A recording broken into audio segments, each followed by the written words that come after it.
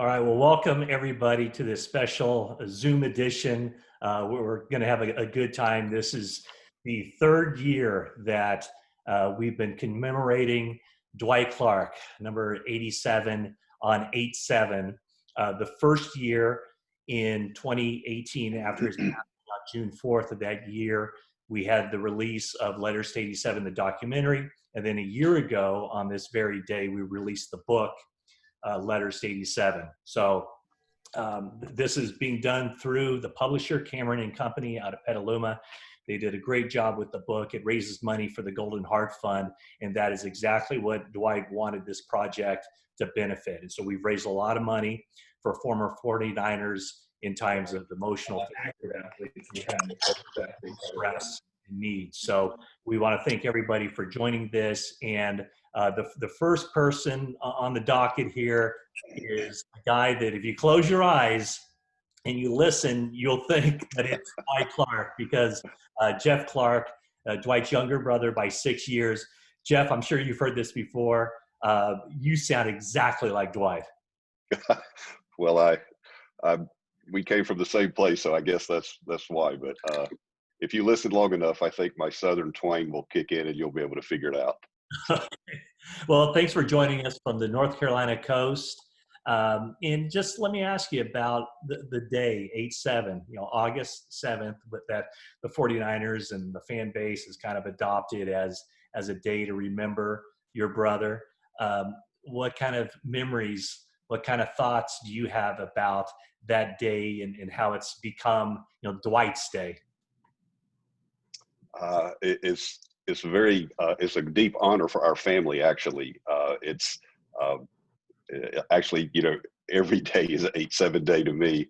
I think about Dwight a lot. Both of our parents had passed away, and it was just he and I left. So over the last several years of his life, we talked more and more and more, and I miss him a lot. But I think it's just so very special that that the entire 49er organization, the fans, that everybody has come together and are choosing to remember my brother on this day. And I think it's truly special. I know you could probably answer this question for hours, but what was it like to be Dwight Clark's younger brother? It was not bad, actually. I got some good tickets to some really good games. So my time growing up was my parents knew, I think, Dwight was special. He did things that other kids his age were not doing, and he was dunking a basketball in 9th grade, and at the time nobody was doing that. He got his first car was a 1969 Camaro, and he was so excited that he took a few steps back and ran and jumped over the hood. So he just had this athleticism that was freakish, and he excelled very well, as you can imagine, in sports and everything that he did. But at my house, that was never really. It wasn't that special. My parents did a job to where I was never expected to win all the awards, thankfully, that he did, and it was just very normal, honestly, at my house. My parents were in charge, and that was, dinner was at 6. You better be there. So it was normal to me. It wasn't anything crazy. I just had a big brother that was very protective. And honestly, I didn't find out till many, many years later how protective he was over me. And he coached me a lot in sports and life and everything. But it was really, I think, normal, just a normal childhood. Tell me a story about him being protective of you. Is there something that comes to mind when you said that? Yeah, there's several. He one time made me fight a guy because he wanted to make sure I was tough enough. because I didn't want to fight this guy, and anyway, I did. Um, but if there was someone in the neighborhood that would pick on somebody older that would pick on me, somehow Dwight would introduce himself to them, and they didn't pick on me anymore. I don't know what happened, but they didn't pick on me anymore. Where were you on January 10th, 1982? I was a freshman at UNC Wilmington. I was playing baseball down in Wilmington, North Carolina, and saw him make the catch. And I ran outside and tackled a big group of my buddies that were out there. We were all, hooping and hollering. I missed the entire important part of the game after the catch where Dallas almost scored. And Pillars, there was the amazing tackle, the one-finger tackle on Pearson, and then Lawrence Pillars jarred the ball loose, and Jim Stuckey fell on it, game over. I missed all that. It was 2 or 3 days later before I saw that. And so but I saw the catch. how many times, when you came out to the Bay Area to watch your brother play, did you sense that relationship that he had developed with the fans of the 49ers?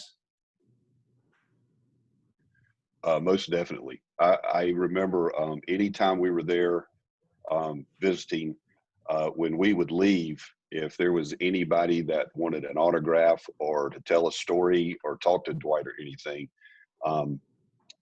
every time I was there, he stayed until he saw every single person, and he would apologize to me. He'd say, "I'm sorry this is taking so long." He said, "But you can't take this for granted. These people won't be here forever." So he wanted to make sure that he took the time to speak to everyone that took the time to wait for him. He felt he should do the same for those folks. Jeff, your brother often told me, how important the fans were, and even in good health, he wanted a book like this because he heard so many stories from so many different people through the years, and obviously this project picked up steam once he was stricken with ALS. But I'm just wondering, what your, when you pick up this book and you start to read some of the impact that he had on so many different people, what do you think? I had told you earlier, I can't get but about through 10 pages at a time of that book. It just tears me up, but it's so inspirational to read the stories of the ones that I like the most are the ones where someone is telling a story about they were at the game with their dad, and because I know how much my dad meant to my brother and I, and the family stories are the ones that are so interesting to me, and I love those. I love all of those. Even the one with the and forgive me, I can't remember the gentleman's name, but that his dad went out and got a piece of sod from the field that Dwight took with him, as you know. The family. Yes, that's a special story. Yeah. Well, again, thank you so much for joining us. And why don't you stick around, and we're going to start bringing in some of the gentlemen who are teammates of Dwight, who can share some special memories about your brother as well. So, Chris, if you want to bring in some of those gentlemen and see who's also out there. But Jeff, how's the family doing? It's been 2 years now since your brother's passing. How's everybody holding up through this time? Okay. I know Dwight and my mother and my father all would say, life goes on. Don't miss it. So we're all trying to do just that, and keep moving forward. Just keep moving forward. Well, I see Mike Wilson there. Mike, how are you doing? I'm doing fine, and I lost my camera for some reason. Oh, I see you there. You can see me, but I don't see you. So And then I let me also keep see working. Turner. Keena, how are you doing? Looks like Keena is muted. But Mike, let's just start off with you.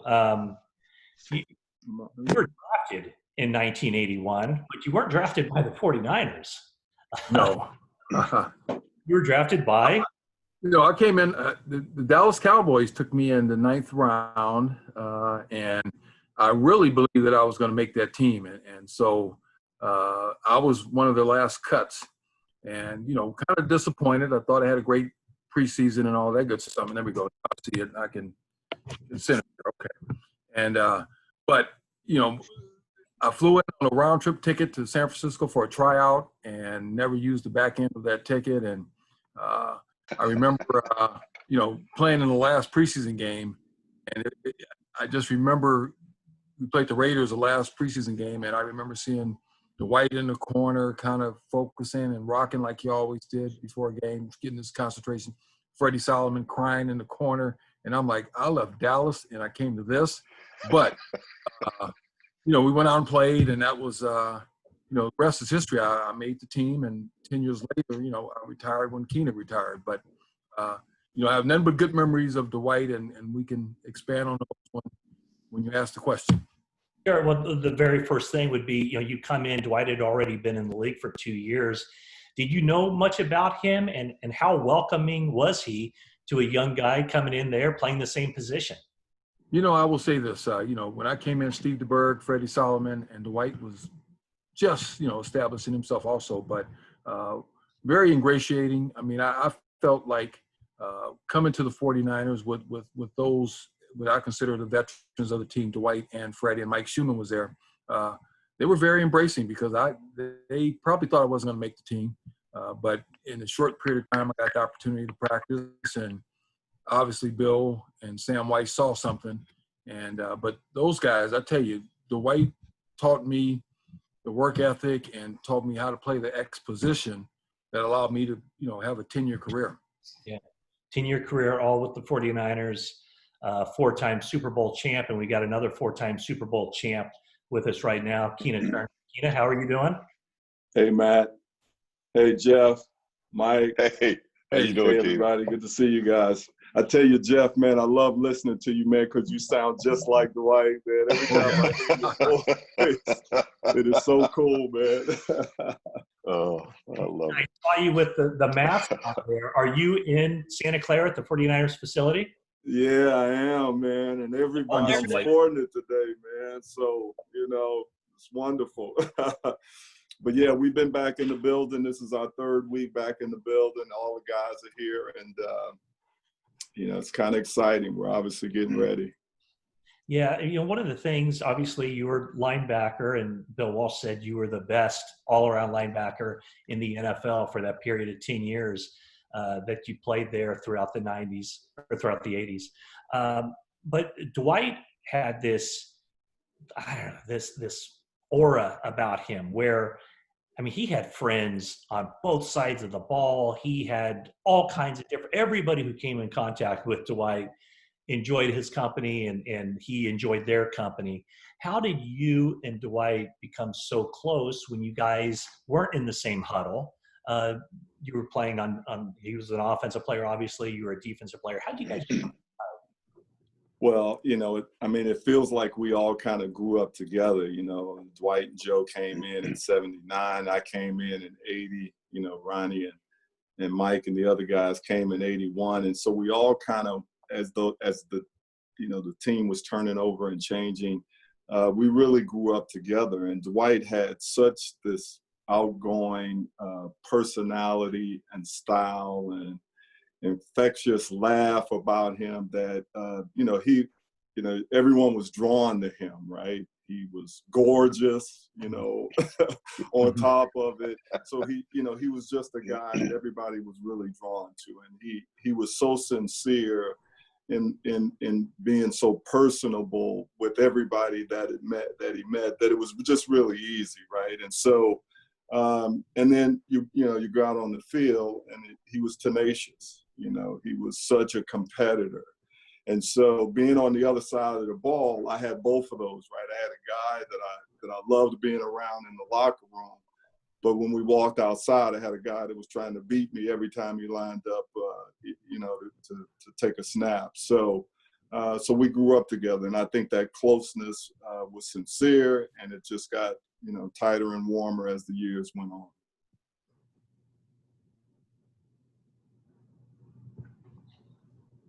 What did I do? I lost. I lost you muted there, Matt. Oh, there you are. Yeah, I muted myself because I Okay. saw one of my children coming in from the outside. But what we saw when Dwight was going through some difficult times was he always, even in those times, put other people ahead of himself. And nothing speaks that louder than his insistence that he wanted this project, the Letters to 87, to benefit the Golden Heart Fund. That camaraderie with teammates, taking care of our own. That's the way he would phrase it. Jeff, could you tell that, back in Carolina, just how important Dwight's teammates were to him and how he spoke of them? Oh, yes. I maybe Mike and Keena could answer this better than I, but I will tell you from my view, I think it all started with Eddie DeBartolo. The team that they had in that decade, they had the chemistry that every team pines for, and the fight that they had for each other is, I think, unrivaled. I think they were a great team, a talented team, but so were every other team in the NFL. I think the chemistry that they had and they were able to sustain. I've talked to guys that went to school with Dwight in college and played 10, 12, 14 years, and they've never heard another word from the team that they played for. And the 49ers are not like that. And I cannot help but think that the single common denominator in that decade is Eddie DeBartolo, and he set the pace for loyalty and love and dedication to each other, and it was crystal clear, and every single person was drinking the Kool-Aid. Mike, how did the team go about winning? Everybody's competing for a job. You were competing for a job when you came in 1981, established yourself. Success typically, it seems, kind of tears teams apart because everybody wants a little bit more, whether it's more playing time, go somewhere else and be a star. How much did a guy like Dwight and other veterans on the team kind of play into that whole mindset of it really is all about the team and it's all about a family? Yeah.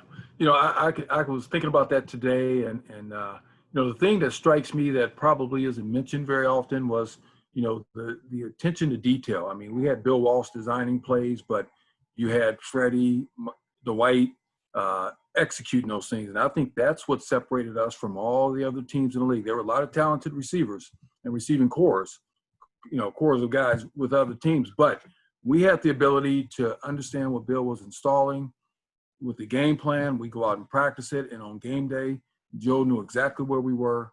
We had the ability to improvise. Everybody knows delays and routes that Dwight ran, and we all ran, but it was our ability that separated us from, I think, the other 31 teams, was the ability to execute.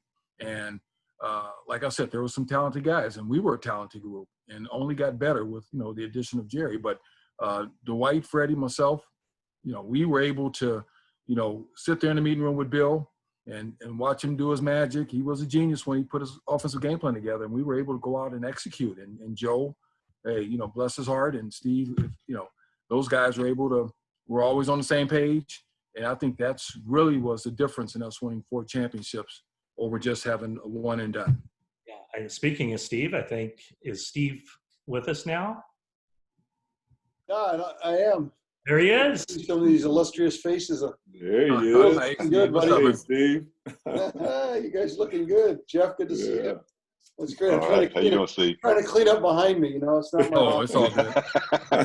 See, you I got a showed ways you to the whole go thing. there. My wife made our office together, and I have like 4% of it, and she has 96% of it. And so there's a lot of stuff that I can't control.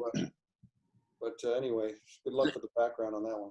Yes. So, Steve, we've been talking about just Dwight and the team, being the ultimate teammate in a lot of ways. And when you came to the team, a lot was already established. How did Dwight accept you in when everybody knew that who his best friend was, and it was the guy throwing him the football? And at that point, We talked about this, Matt, at great length. There's a vulnerability and a humility that you can have and still be great. It's hard because when you're great, a lot of times you don't want, it's not human nature to be vulnerable and humble, right? It's like, why do that? I can just take a big stick and just, hit everybody. And Dwight just chose to take his level of notoriety and fame and security that he had with the team. And maybe it was because of how he broke into the league, as he's talked about a lot, just being the guy that wasn't that fast, or, all the things that he talks about and makes fun of. And his success maybe surprised him, didn't surprise us, and so because of that, he had a level of humility about himself that he paid forward. And he paid forward to all the new guys.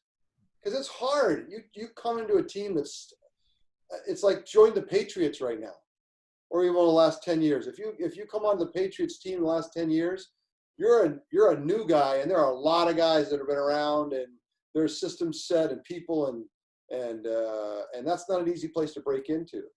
And Dwight just naturally, I don't think he meant to I'm going to make this easier for everybody. He just made it easy. I felt that, and everyone else felt that. It was this collegiality around his how he thought about the world. I mean, it was football. It could be anything about Dwight. There was a naturalness to his vulnerability and his humility that I think went everywhere. And so it went. And a lot of guys, they could be really humble out on the street, but on the football field they were terrors. And Dwight was just super consistent, and I'm super grateful for that, because that's how teams are built. There's a lot of really talented teams all over the NFL today, and they're lousy because they don't have that quality to onboard people, make them feel comfortable, bring out the best in them, make it less painful and less difficult to kind of join an already successful team. And so I don't know. I love talking about Dwight because I appreciate that quality. If we had anybody as a political leader right now across the country that had vulnerability and humility, we'd have a shot. It's just hard to find people that have that naturally. Yeah, and you threw, or he caught his last touchdown catch was from you, correct? That's my claim to fame with Dwight, is that I throw him his last touchdown. Because we intersected for 1 year, 1987. He had to retire within 87. So, that's the. But yeah, it was the last game of the year, one of the last passes of the year, touchdown, Dwight Clark. So I was a little part of the great legacy of Dwight Clark. All right. Well, we'll talk a little bit more. Come back to you, Steve. A little bit more to talk about him as an executive. Keen, I know you have to run here pretty soon, but we've received some questions. People want those masks. They want the 87. Oh, Where are those available? Oh, he's muted. Keen is muted. Okay. How about now? You got me? Yeah. Yeah. They are really cool. And if you go to the Golden Heart Fund website, there's info there on how you can get the mask, but they are available. So I'd encourage everybody to do that. And speaking of the Heart Fund, Keena, there's going to be a big fundraiser coming up, 49 and 49, a fitness challenge that will raise money, a lot of money for Dwight's charity of choice. Fans will virtually team up and walk, run, or roll 49 miles in 40 days. captains for this include Brent Jones, Ronnie Lott, Jesse Sapolo, Patrick Willis, and more. So again, Keena, thanks for joining us on this. And just can you give us some final thoughts about well, I think I'd just like to thank you, Matt, for keeping Dwight's memory going through the book. It's amazing. I also want to thank you for, keeping his wishes, which was to support the Golden Heart Fund, because he really cared about his teammates. One of the things he left me with, there wasn't a time that I saw Dwight, whether it was at the Tuesday luncheons or some of the other get-togethers in those later parts, where he didn't. The first thing he'd say to me is, "What can I do for you?" Right? Or I want to help my guys. Like I'd say, "Well, what do you want to do? Let's do." So he said, "Well, whatever we do, I want to make sure it's helping the guys. I want to help my teammates." And so he left me with that memory. And for you to have taken it on the way you have, and Jeff, for you to be here, and Steve, I think you should run, okay? Because we need someone like you running this thing, because you care and you do it all for the right reason. So I'm taking what you said to me, and you may get in because we need you. But thank all of you on the call for being a part of this, and this is what it's all about. Mr. D set a standard. Bill Walsh put a collection of men together that had, kind of a common personality, which was this, quest for perfection. And he always said to us, we care about one another, right? The group of men cared about one another. And I'm proud to be a part of this group that really does. So thank all of you for being here. One more thing, Keena, if you haven't left already. I know there are obviously a lot of 49er fans out here. You're near the team. How do you think, how's the vibe around the 49ers right now as they open training camp? Well, the vibe around the country is pretty scary, but right here in our little bubble, it's exciting. Obviously we came very close last year to accomplishing the mission. Came up a little bit short, and that can leave a burning sensation down inside that I think is here for our team. So we're excited. There's obviously a lot more to get figured out, for this season, but we're excited to be here. All right, Keena, thank you very much. Okay, thanks, Matt. And Thanks, Keena. Take care, KT. Bye, guys. Mike, you were there at Dwight Clark Day in 2017 when he made an appearance there at Levi's Stadium. Can you look back and reflect on that day of what it meant to you and what you could kind of see that it meant to Dwight? I think he really, I think all the players, former players, alumni showed up that day, and just sharing their, appreciation for a unique athlete who, as Keena stated and Steve mentioned, had a personality, a heart of gold. And, I know me coming in from the Cowboys into the Niners, Dwight embraced me. He didn't, treat me like, hey, I'm here to compete against you. He was very open, but I think it was a nice day. Everybody showed up. He appreciated, one thing about Dwight, he always had that beautiful smile, and he was smiling, feeling good. He would whisper to me, "Wills, I'm hurting a little bit," but he was in good spirits. And I think it was a nice, appreciation, a tribute to him that day. And, I was glad to be a part of it. And anything that comes up or happens related to Dwight and, August 7th, which is Dwight Clark Day with the Niners, I'm here. I got my shirt on. I got my book. Nice. And great stuff in there, Matt. And, and Steve will contribute. I mean, we had a unique situation in San Francisco. We knew how to win. We knew how to compete. But we did check our egos out. And Steve was talking about that. We checked egos and we went to play and just tried to believe in execution. And that was the difference between us and a lot of teams that were more talented. We knew how to go out and get it done offensively and defensively. And so it was a pleasure for me to play with Dwight and have him as a friend, and I love him and I miss him. It's Steve, as you mentioned, you overlapped 1 year as a player, as a teammate with Dwight, and then he moved eventually into the front office and started negotiating contracts. Any awkwardness there, having a former teammate being the general manager of the team?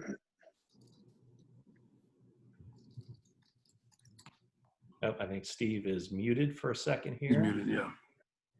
There you go. You let me in. Good job, Matt. Yeah, I've always felt, and I learned this even as I got older, later in my career, that I felt like players knew talent as well as any talent evaluator. Now, there's great talent evaluators that would out there and say, you don't know the expertise that's necessary. You don't know. And I'd say, look, we know because we've been on the field and we have a gut instinct about people. And so having, a nice guy like Dwight, it was hard for him, right? Because he had to be the bad guy. He had to take some heat, but typical Dwight, he'd do it in a way that made you feel like, it wasn't like it was personal, and, he did his best. But I didn't mind it at all because I had high confidence that people who played are going to be as good or better than anybody that's doing the job right now. And I think you're seeing that with John Lynch. You're seeing that with Ozzie Newsome. Now, there have been some failures. I get that. But in the big picture, I just always felt like players would be best suited to be in that job.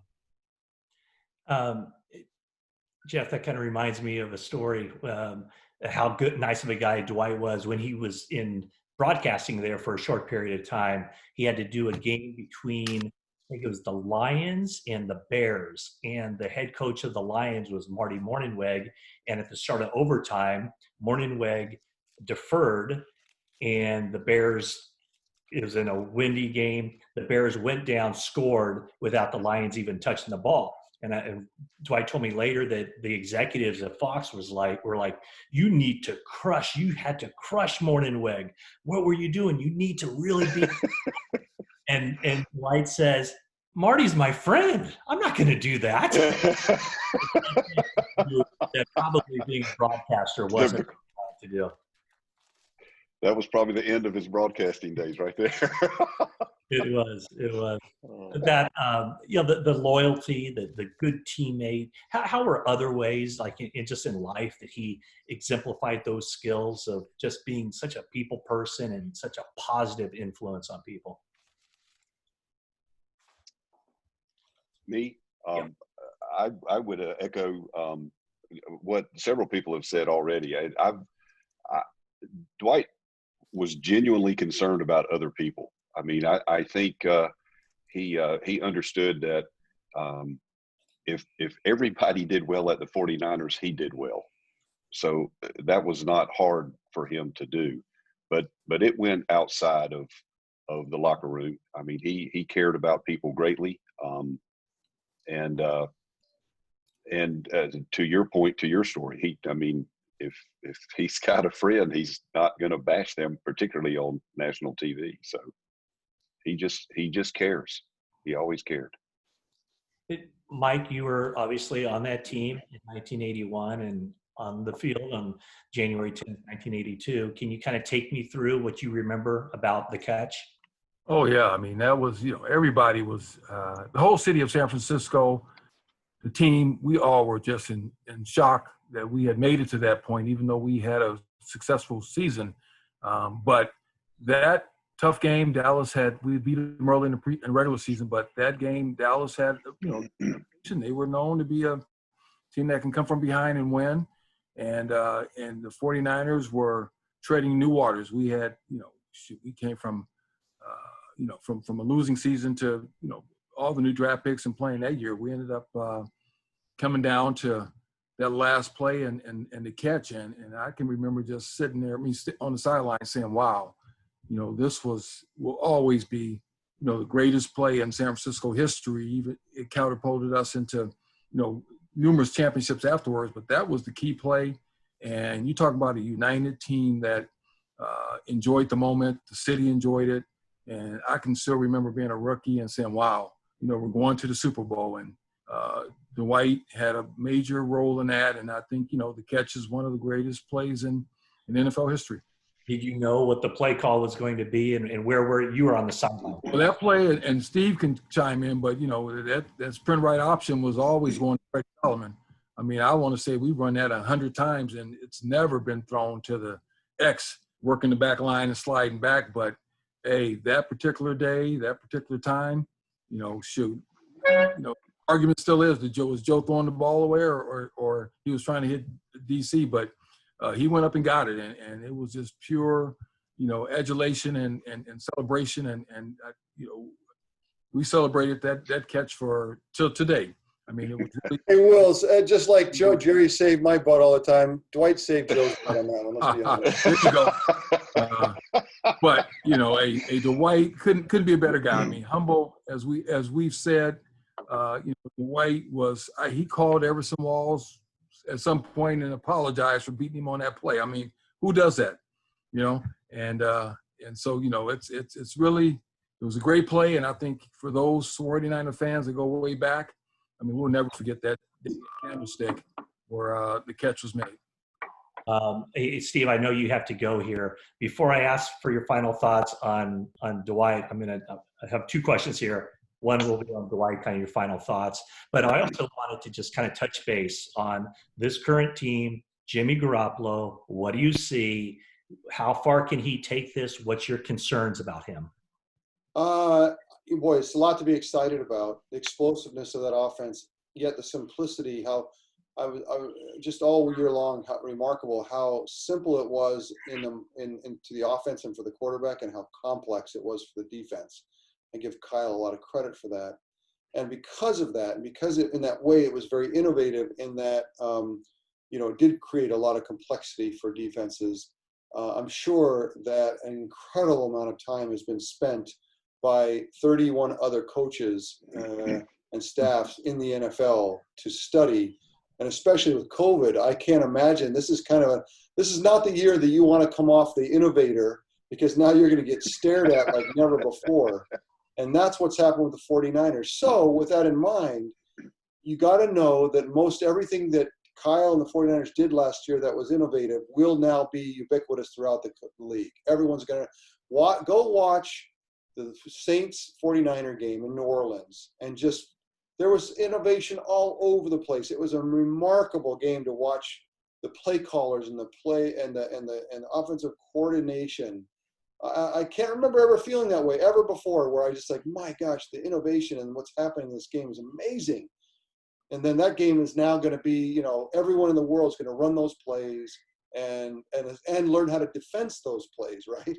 And so I only say that because the job of getting back to the Super Bowl, everyone says, oh, we killed it last year. We didn't even know that we were that great. And now we know we're great. Now we're really going to do it. There's an extra level of challenge this year because the rest of the leagues now knows that they are the kings. They're everybody's homecoming game. Every game that they play will be the biggest game that other teams play. The challenge will be put out there. And every defensive coordinator is like, these 49ers, this is the game you better. And then so everyone's hyper-focused on the 49ers. So it's just, they're going to be tested how great they are. They are great, but how great?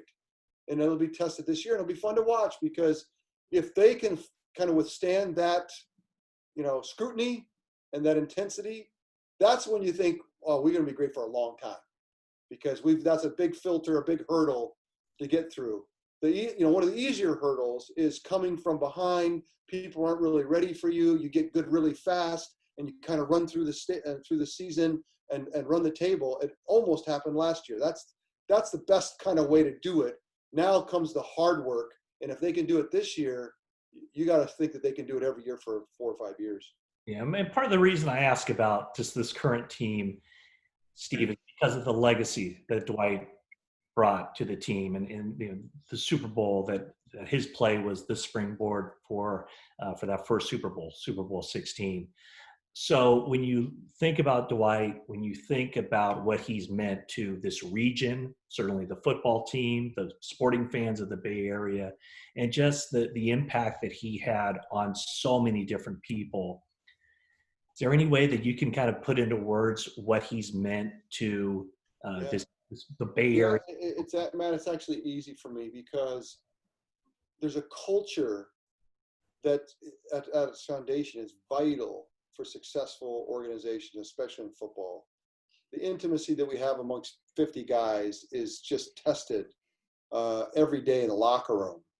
And when your superstar players are good guys, it makes a huge difference. And I think Joe and Dwight were best friends, and their relationship was so much fun. They were fun to be around. They were funny amongst each other. They were funny around, they weren't just funny to themselves, everyone else enjoyed it. And so when you have your foundational power couple, right? Power friends that are great guys, and that sets that tone that you can be a really good guy and be a part of this team and be great, and there's nothing going to hold you back. You can't say that didn't influence Jerry. I know it influenced me. I know it influenced a guy like Tim McDonald or Brent Jones, or among many, Harris Barton. Many of us were heavily influenced by being around those foundational superstars. And I got to believe if Joe was on right now, he might tip the cap to Dwight and say, Dwight was the fun one. I was super fun too, but Dwight led the way. Dwight's personality was the one that everybody kind of counted on to be able to, that you could, and so I just think that we can't talk about the 49ers greatness and its legacy and 20 years of dynasty in many ways is built off of the kindness and the gentleness and the expertise and the incredible person that Dwight was as a player. But I can't tell you how much it matters that the guys who are the superstars are good guys. And so that's his legacy, is being great and being a good guy. And that's not, you don't find that everywhere. So I'm very grateful to Dwight for that culture that he started.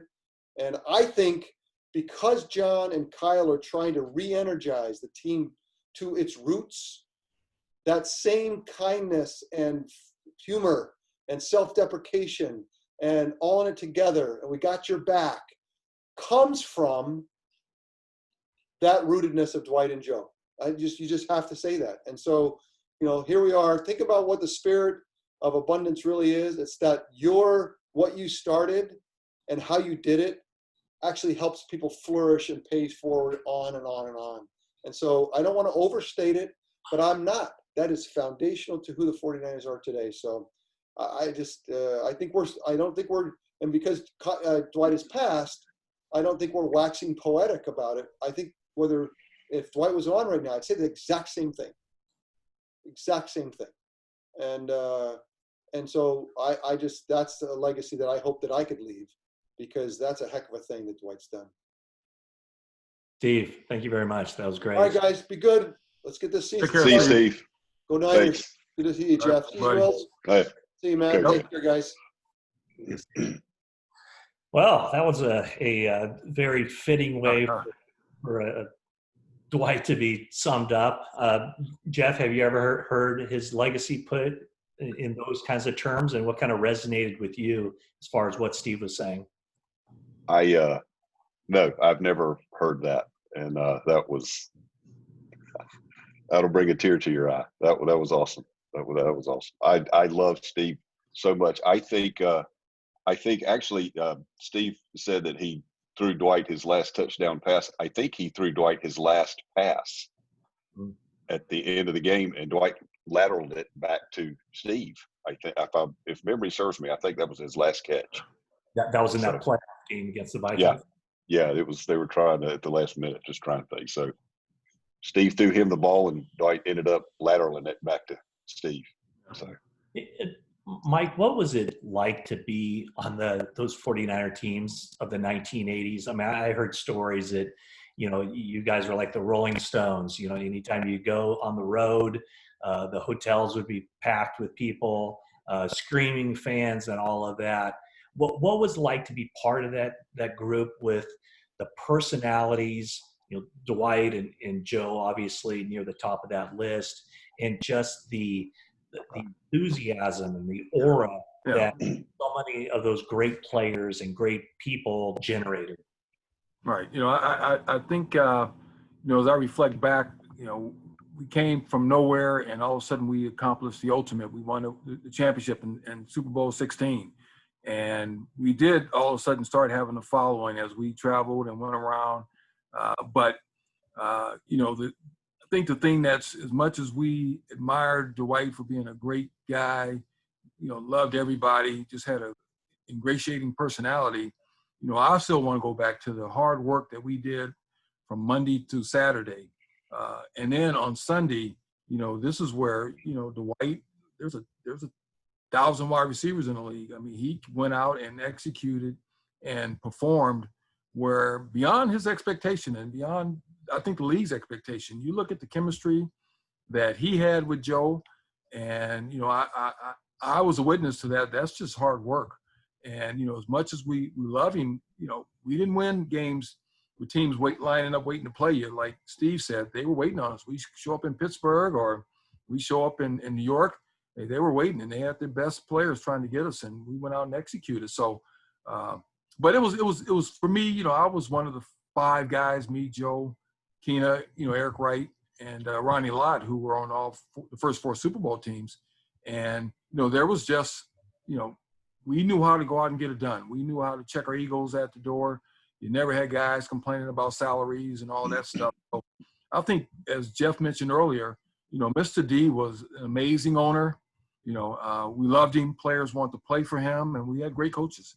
But full circle, the players went out and executed our plan offensively. Obviously, defensively, we can have a whole nother conversation. We won championships with defense also. But, I don't want it to be forgotten that, Dwight had a work ethic that got him to that level of his career that allowed him to go to the Pro Bowl and allow him to win championships. And, like I said, the witness of it. And so I learned a lot from him, and I appreciated that. And, as Jerry came in and John Taylor came in, Dwight has set the bar, him and Freddie, of how the work ethic went on. And I think that's definitely a major factor in the success we had, even as the championships continued on past Super Bowl 16 and the catch. Yeah, Mike, one of the things that really struck me from the time when Dwight was sick, and you had the Tuesday lunches with Dwight in Capitola, and having the opportunity to be in Whitefish and read those letters to Dwight, was just the level of friendship and love in that organization and that team. I mean, there are life lessons that even me, I wasn't part of that team, but to see and to be in that room and to just witness the things that I witnessed really provided for me and anybody who saw this a blueprint on what it means to be a friend. Yeah. And Yeah. I mean, it was, I got to say, it was inspirational. And later when I went up to the ranch with Mr. DeBartolo and I talked to him and I shared those thoughts with him, and you could tell that, yes, the 5 Super Bowl trophies were great and no one would ever give those back. But I mean, one of the greater accomplishments of those teams was not what they did during their careers, but just how they support and treat each other after their careers. So to you, to all of your teammates, you guys deserve a lot of credit. And I saw Dwight and how great of a friend that he was to everybody too. So congratulations and just thank you for providing that example. Oh yeah. And the camaraderie was amazing. And like I said, you have your superstars, you have your Hall of Famers. However, that team, every team, I can remember, the friendship and the commitment and sacrifice that we, laid on the line every Sunday and Monday night was special. And but it was hard work, but guys really did care for each other. And the success, now as time has gone by, we look back, speaks for itself. Yeah. Again, the book is Letters to 87, and it was released a year ago today. It raises money for the Golden Heart Fund. This was Dwight's charity of choice. The documentary Letters to 87 will be airing at 3 p.m. So it starts in about 9 minutes and re-airs again at 5:30 on NBC Sports Bay Area. The book can be purchased through Cameron Books. You can find the website obviously through Amazon and also any independent bookstores as well. Jeff, and I know this is a difficult subject, talking about Dwight in those final years, those final months, but the thing that just really struck me was just the grace with which he handled a predicament that none of us would wish on our worst enemy. Can you kind of, in some perspective, just, it's easy to be great and friendly and sign autographs and do all those things in good times, but to never change regardless of the hand you were dealt, the unfortunate circumstances.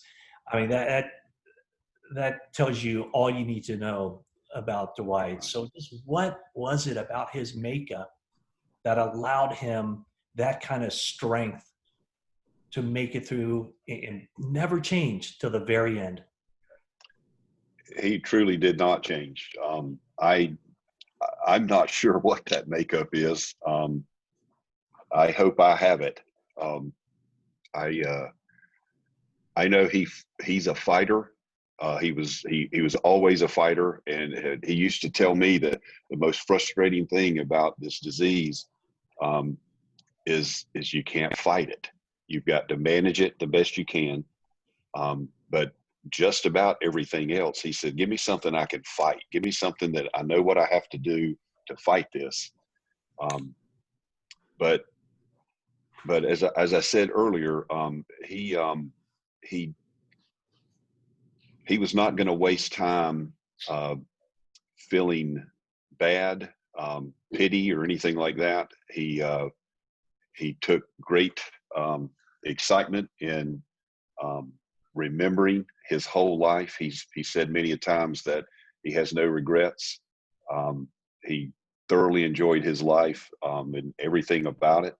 And sure, he doesn't like the cards he was dealt, but that's the cards you were dealt. So you have to deal with them. And it's just a special person to be able to handle it the way he did.